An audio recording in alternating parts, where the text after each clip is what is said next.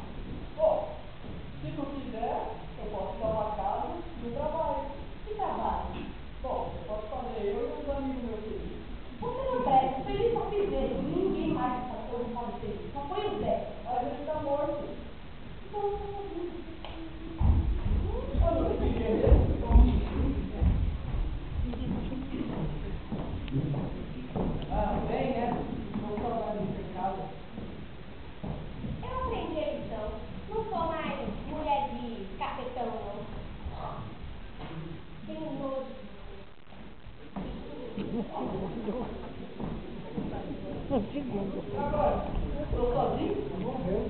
Morreu.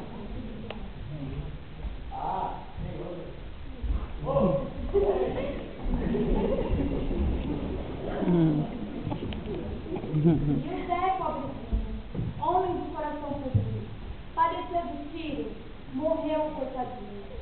Não sei se Santa Bárbara ou Iansã tratou de colocar a cruz Paulistã dentro da igreja aos pés do altar.